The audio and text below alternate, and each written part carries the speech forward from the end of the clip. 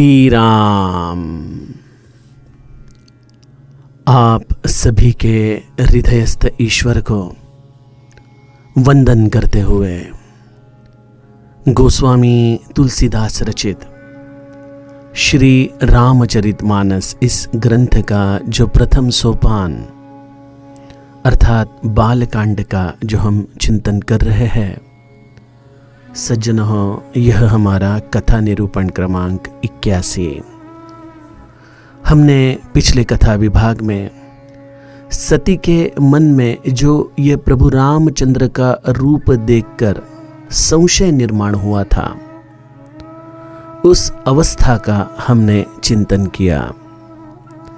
प्रत्यक्ष महादेव रूपी गुरु साथ होने के बावजूद भी सती अपने पति के वचनों पर, अपने पति के कृति पर विश्वास नहीं रख सकी।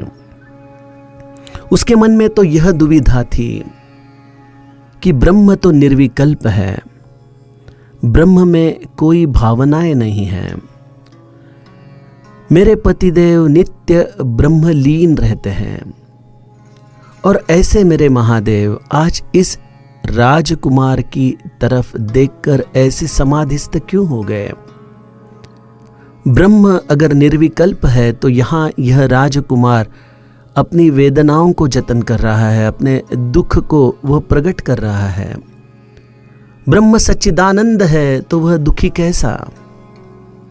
इस तरह से मन में यह संशय जो सती के हृदय में उसे खाए जा रहा था, महादेव जी उसको कई बार समझाने की कोशिश कर रहे हैं, लेकिन महादेव जी की वाणी जानो आज माता सती के जहन में ही नहीं उतर रही है। आइए यहाँ से अब आगे क्या होता है उसका गायन गोस्वामी जी करते हैं। जो तुम्हारे मन अति संदेहु,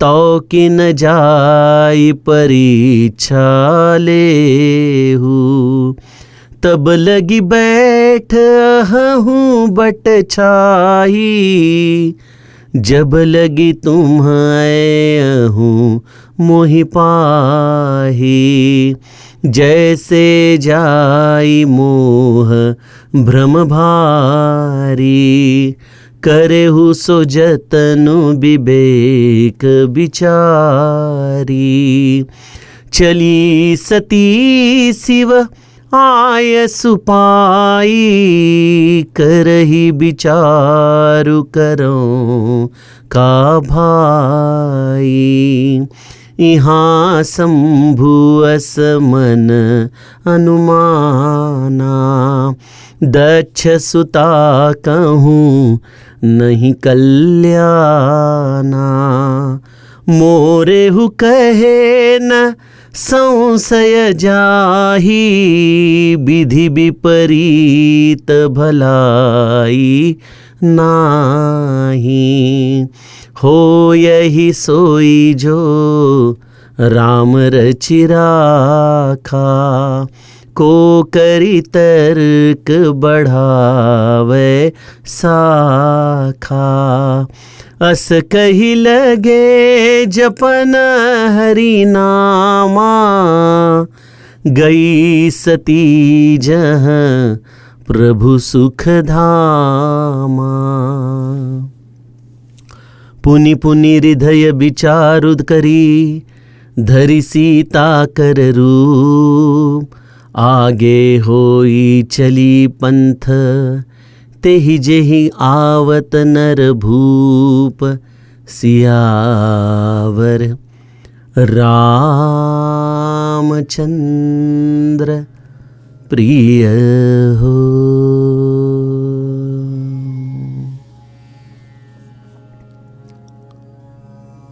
सती के मन में संशय है, दुविधा है। सती यहाँ पे हमारे जैसे सामान्य जीव की लीला इस चरित्र के आधार से हमें दिखा रही है। हमारे मन में संशय आना यह तो जीव की स्वाभाविक अवस्था है, क्योंकि वह अज्ञान के अधीन है। और गुरु का सहज स्वभाव है जीव के हृदय में जब जब अज्ञान आए तो उसे समझाना, उसे सही रास्ता दिखाना, उससे और कोई गलती न हो इसके लिए उसे जागरूक करना, उसका विवेक बरकरार रखना। दोनों अपना स्वधर्म निभा रहे हैं। जीव अज्ञानवश संशय के गहराई में उतरते जा रहा है और गुरु अंतिम क्षण तक उसे इस दलदल से, इस संशय के गहराई से, जो संस्कृति का मूल कारण है, उससे बाहर निकालने की कोशिश कर रहे हैं। गोस्वामी जी कहते, लागन उर उपदेशु जदपि कहे हो शिव बार बहु। शंकर जी ने कई बार माता सती को समझाया, लेकिन सती जी के अंतःकरण में यह उपदेश स्थिर नहीं हो पाया। जीव के हृदय में भी उपदेश एक बिजली की तरह चमक तो जाता है। गोस्वामी जी अरण्यकांड में एक बहुत सुंदर पंक्ति लिखते हैं, दामिनी दमक रहन घन माही, खलक प्रीति जथा थिर नाही। जिस तरह से बिजली एक क्षण के लिए आकाश में चमकती तो है, उसका प्रकाश भी देती है, लेकिन उस प्रकाश के द्वारा अगर कोई अपना कार्य भाग करने की कोशिश करे तो वह व्यर्थ है, क्योंकि वह प्रकाश केवल क्षण मात्र होता है। वैसे ही खल की बुद्धि भी दामिनी के दमकने की तरह, चमकने की तरह क्षण मात्र उजागर तो होती है, लेकिन स्थिर नहीं हो पाती है। हम भी कई बार गुरु के स्थान पर जाते हैं और मन में निश्चय कर लेते हैं कि नहीं, अब गुरु ने जो बताया है वही मार्ग पे हमें चलना है। अब बस यही एक परमार्थ का सूत्र हमें लेकर जीना है कि भगवत सुमिरन हर सांस पर करें। ऐसा निश्चय लेके हम गुरुद्वार से बाहर निकलते ही नहीं कि संसार के द्वार पर हमें यह भूत फिर से मिल जाता है, और जो निश्चय हमने किया था उस निश्चय को हम भूल जाते हैं सज्जनों। इसलिए गोस्वामी जी ने बहुत सुंदर शब्द यहां पे इस्तेमाल किया है कि लागन उर उपदेशु जदपि कहे हूं शिव बार बहु। यह उपदेश सती के चित्त में स्थिर नहीं हो पा रहा था, और इस तरह से कई बार महादेव जी ने कोशिश की, लेकिन जब उन्होंने जाना कि मोहवश माता सती अब इस बोध को अपने हृदय में धारण करने के लिए असमर्थ है, तो गुरु भी अपने शिष्य को स्वतंत्र कर देता है। बोले बिहसी महेशु हरि माया बलु जानी जिया। अभी देखिए यहां पे कितना बड़ा यह सूत्रात्मक विचार है कि जो माता सती, जो प्रत्यक्ष महादेव की निज शक्ति है, जो मूल माया है, जगदम्बा है, लेकिन संशय के कारण वह अपने इस निज स्तर से इतनी नीचे आ चुकी है कि अब उस पर ही माया हावी हो गई। जो त्रिगुणात्मक माया, जो इस मूल माया की एक कन्या है, वह कन्या ही माता के मति पर अब अपना अमल दिखा रही है। और इसलिए महादेव जी माता सती को स्वतंत्र करते हुए कहते हैं कि अगर तुम्हें मेरे वचनों पर विश्वास नहीं है, अगर मैं जो आपको कहने की कोशिश कर रहा हूं उसे आप आपके चित्त में स्थिर नहीं रखना चाहती, अगर आपके मन में इतना ही संदेह है, तो हे सती, जो तुम्हारे मन अति संदेह हो तो कि न जाई परीक्षा ले हो। आपके संशय का अगर आपको परिमार्जन करना है तो आप स्वयं जाके इस संशय को परीक्षा के द्वारा आपके जीवन में अनुभव कीजिए। आप स्वयं जाके ही प्रभु रामचंद्र की परीक्षा क्यों नहीं लेती हैं? और हां, जब तक आप प्रभु रामचंद्र की परीक्षा लेकर फिर लौट नहीं आती, तब लगी बैठ अहहु बट छाई, जब लगी तुम ऐहु मोहि पाही। जब तक आप फिर से वापिस नहीं आती तब तक मैं इसी वटवृक्ष की छाया में आपका इंतजार करूंगा। सज्जनों, महादेव यह सत्य रूप है। उनके वचन कभी भी मिथ्या नहीं हो सकते। सती जी प्रभु रामचंद्र की परीक्षा लेकर वापिस आती है, तब तक तो प्रभु रामचंद्र के इस परीक्षा तक महादेव जी इस वटवृक्ष की छाया में रुके हैं। यह तो कथा भाग है, लेकिन प्रभु रामचंद्र की परीक्षा से उनके स्वरूप की पहचान करने तक भी महादेव वटवृक्ष की छाया में ही रुके हैं। मेरे कहने का मतलब है कि माता सती प्रभु रामचंद्र की परीक्षा लेकर वापिस तो आई, लेकिन और संदेह और संशयों से वो घिरी थी। उसके हृदय में बड़ा पश्चाताप था। उसे विरह की अब दुख अग्नि सहन करनी थी। लेकिन जब वही माता सती अपने अगले जन्म में माता पार्वती बनकर आती है और बड़ी तपश्चर्या के बाद महादेव जी से उनका विवाह होता है, तो सज्जनों, माता पार्वती भी महादेव जी के पास जाके अपने स्वयं के स्थान की प्राप्ति वटवृक्ष के छाया के नीचे ही प्राप्त करती है। पार्वती भल अवसरु जानी, गई शंभु पही मातु भवानी। इस कैलाश के पर्वत पर तेहि गिरी पर बट बिटप बिसाला, नितनु तन सुंदर सब काला। ऐसे इस कैलाश वृक्ष के वटवृक्ष की छाया में महादेव जी प्रसन्नता से बैठे हैं। बैठे सहज ही शंभु कृपाला।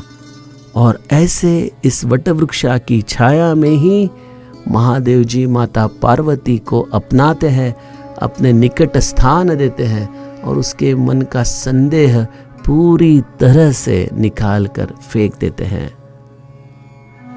तो महादेव जी ने जो यह वचन दिया था कि तब लगी बैठ अहु बट छाई, जब लगी तुम ऐहु मोहि पाही, तो इस वचन का निर्वाहन महादेव जी ने बड़े सत्य वचनों के साथ किया है। गोस्वामी जी ने यहाँ पे महादेव जी के गूढ़ वाणी में बहुत सुंदर वचन लिखे हैं। जैसे जाई मोह भ्रम भारी, करे हुसो जतनु विवेक विचारी। आप जाके स्वयं प्रभु रामचंद्र की परीक्षा लीजिए सती जी। हाँ, लेकिन याद रखें, परीक्षा किस तरह से लीजिए? जिस विधि से आपके हृदय में जो यह अज्ञानवश भ्रम निर्माण हुआ है,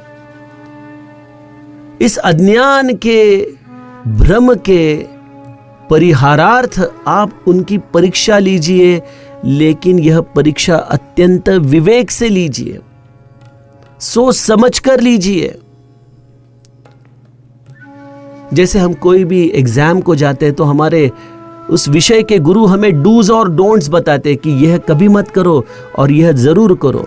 इस तरह से महादेव जी भी माता सती को इम्तिहान लेने के लिए भेज रहे हैं, लेकिन बता रहे हैं कि जिस तरह से भी आपको परीक्षा लेनी हो लीजिए, लेकिन ऐसी परीक्षा लीजिए जिससे आपका भ्रम दूर हो।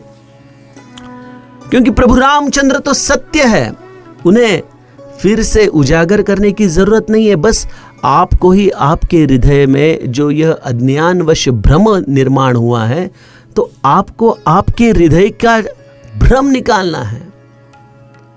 तो इसके लिए परीक्षा आप इस तरह से लीजिए, विवेक बरकरार रख कर लीजिए, विचार करके लीजिए, ताकि परीक्षा के उपरांत आपका भ्रम निकल जाए, आपको सुख प्राप्त हो, आप संदेह मुक्त हो।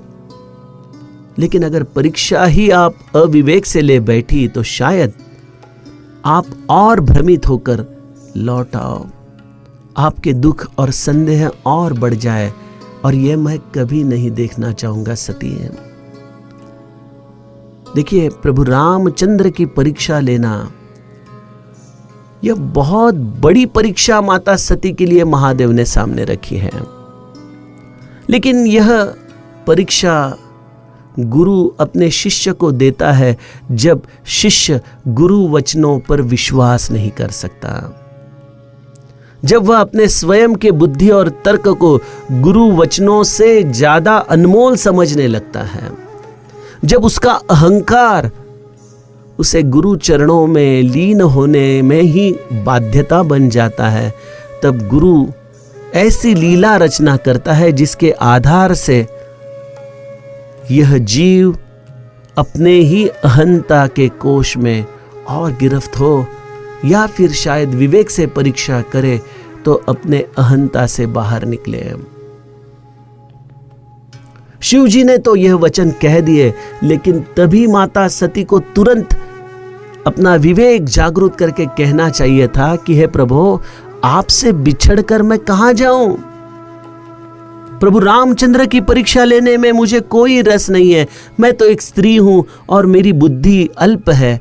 मेरे मन में ऐसी धारणा हो रही थी कि मेरे प्रभु इस राजकुमार की तरफ देखकर इतने सम्मोहित क्यों हो रहे हैं। बस यही मेरी पृच्छा थी प्रभु, मैं आपके चरणों को छोड़कर मैं कहीं नहीं जाऊंगी, एक पल के लिए भी नहीं जाऊंगी। तो मुझे ऐसा लगता है कि गुरु वचनों पर अगर संदेह हो जाए तो भी हमें गुरु के वचनों से अपने मन में दुविधा निर्माण करते हुए कभी भी उन चरणों से दूर नहीं जाना चाहिए, पड़े रहना चाहिए। बस श्री महाराज का वाणी अवतार जो पूज्य तात्या साहेब केतकर का था, वह एक बहुत सुंदर कहानी बताते थे। एक लड़की की शादी होने के पश्चात 2-3 साल के बाद वह मैके में आई, थोड़ी सी दुखी दुखी थी। तो माँ पिताजी ने पूछा कि बेटी क्या हो गया, तू दुखी दिख रही है, तेरे मन में कोई दुविधा है? तो उसने कहा कि हम पति पत्नी का रिश्ता प्रेम का नहीं है, वह मुझसे प्रेम नहीं करते। मैं तो रहती हूं घर में, लेकिन उस प्रीति के लक्षण मुझे हमारे रिश्ते में दिखाई नहीं देते हैं। मैं क्या करूं पिताजी? तब पिताजी ने एक ही सलाह दी कि बेटी, सहवास से प्रेम आ जाता है, तू बस अपने प्रपंच को, अपने गृहस्थी को निभाते चल। एक ना एक क्षण आएगा कि जब यह प्रेम की अनुभूति तेरे पति के हृदय में भी आएगी। तेरा यह समर्पण, तेरे यह श्रम, यह सब पति के हृदय में स्थान पाएंगे। और इसी तरह से पिता की यह वाणी कुछ सालों बाद सत्य हुई और इन दोनों का संसार बड़े प्रेम से परिपूर्ण हुआ। तो कहने का मतलब यह है कि गुरु कहते हैं कि नाम के प्रति आपका लगाव, नाम के प्रति आपकी प्रीति, यह इतनी जल्दी नहीं हो सकती। इसके लिए काफी समय बिताना पड़ता है। लेकिन मुझे नाम में प्रीति नहीं है, मुझे प्रभु रामचंद्र के भक्ति में रस नहीं है, ऐसा कहकर इस गृहस्थी को छोड़ के जब अगर आने की कोशिश करोगे तो शायद यह प्रेम भावना आपके हृदय में कभी जतन नहीं हो पाएगी। तो आपको करना क्या है? शायद आज प्रीतिहीन, रसहीन भक्ति क्यों न हो, लेकिन बस हमें पड़े रहना है उनके चरणों में। वो जो कह रहे हैं उसके हिसाब से साधन करने की हमें नित्य कोशिश करनी है। एक ना एक क्षण तो जीवन में आएगा जब नाम, जब यह भगवंत अपना प्रेम हमें निछावर करे। तो अगर माता सती इस तरह से भी महादेव जी के चरणों में पड़ी रहती कि प्रभु मैं आपको छोड़कर कहीं नहीं जाऊंगी, आपने कहा है यह ब्रह्म है, ठीक है, लेकिन मेरा हृदय अभी नहीं मान पा रहा है, लेकिन इसका मतलब यह नहीं कि मैं आप पर संदेह करूं, आपसे दूर जाऊं, नहीं प्रभु। लेकिन सज्जनों, संदेह नामक एक रोग ऐसा है कि वह जीव को कृतिशील कर देता है, क्योंकि उसकी अहंकार की भावना उसे स्वस्थ नहीं बैठने देती है। तो जैसे ही माता सती ने अपने पति के वचनों को सुना कि जैसे जाई मोह भ्रम भारी, करे सो जतन विवेक विचारी। तो इसने सोचा कि मैं भी क्यों न जाके राम जी की परीक्षा ले ही आऊं। और अब मुझे तो अनुमति भी मिली है, मेरे पति ने ही कहा है जाओ, और मुझे लगता है यह बहुत अच्छा मौका है मेरे पास कि मैं अपने पति को ही, आप जिसे ब्रह्म मान रहे हो वह ब्रह्म नहीं है, यह उनके सामने प्रचिति में लाने की कोशिश करूं, क्यों न करूं। तो महादेव जी के इस ब्रह्म स्वरूप के प्रति भी सती के मन में संशय है।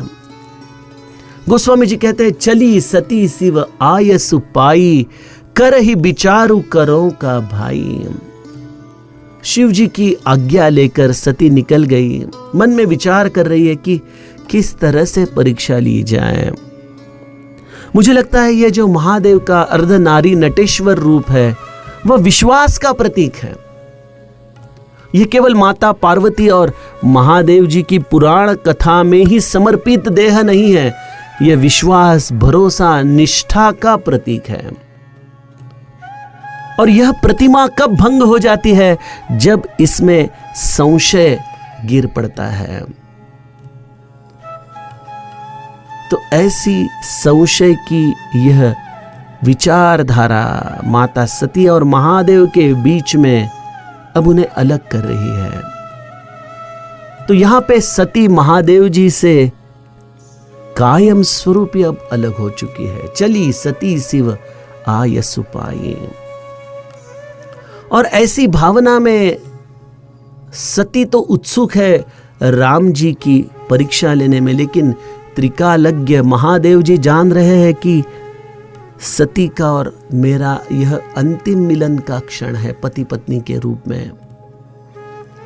अब सती वहां जाके किस तरह से परीक्षा लेगी, उससे मेरे हृदय में किस तरह से क्षोभ निर्माण होगा, और मैं मन ही मन जिस तरह से सती जी का अपने जीवन से विसर्जन कर दूंगा, यह बड़ी दुख की घटिका है महादेव जी के लिए। सती वहां पे चल रही है कि मैं किस तरह से राम की परीक्षा लूं, और महादेव जी मन में विचार कर रहे हैं कि इस परीक्षा की घड़ी में मैं अपने मन को किस तरह से राम के सुमिरन में संलग्न रखूं। देखिए, हम भी सामान्य जीव है, कई बार हमारे घर में, संसार में ऐसी दुविधा आन पड़ती है जब हमारा मन किसी से आसक्त है, किसी के प्रति हमारे मन में अत्यंतिक प्रीति है, लेकिन वह व्यक्ति हमारे भावनाओं का आदर नहीं करता। हम उसे कई बार समझा रहे हैं कि यह चीज करना तुम्हारे हित के लिए है, लेकिन वह अपना हित नहीं जानना चाहता। तो ऐसे वक्त महादेव जी अपने मन को किस तरह से संयमित रखते हैं सज्जनों। प्रभु रामचंद्र के सुमिरन में जीवन की हर परिस्थिति में मन लगाए रखना, यही परमार्थ का मार्ग है। और इसलिए शंकर जी अपने मन में ऐसे अनुमान कर रहे हैं कि दक्ष कन्या सती अब यहां से जो जा रही है, इससे उसका कभी कल्याण नहीं हो सकता। यहाँ शंभुअस मन अनुमाना, दक्ष सुता कहूं नहीं कल्याणा। जीव का अहित होते हुए भी कई बार समझाने के पश्चात अगर जीव अपने ही बात पर अड़े रहे तो गुरु भी उसे स्वतंत्र कर देता है। समर्थ रामदास दासबोध में कहते हैं, जे समर्थाचा मनी से टूटे, ते जानावे अदृष्ट खोटे। जो शिष्य इस दया सिंधु के मन से भी उतर जाए, उससे कोई और अज्ञानी, कोई और अपने सद्भाग्य को अपने ही हाथ से मिटाने वाला व्यक्ति हो ही नहीं सकता।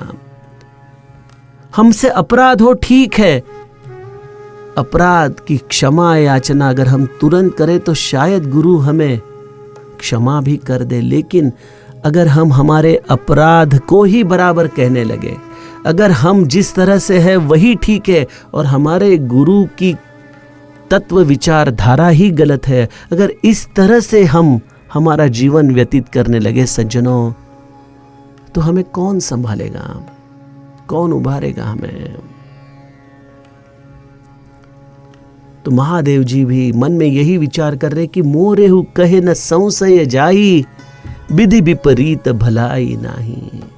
मैंने इसे इतना समझाया, लेकिन इसके मन में जो संशय आ बैठा है वह दूर ही नहीं मैं कर पा रहा हूं। शायद विधि की ही ऐसी कुछ रचना है, लेकिन मुझे तो अब इसी बात की ग्लानि है कि मेरी सती का अब अकल्याण होगा।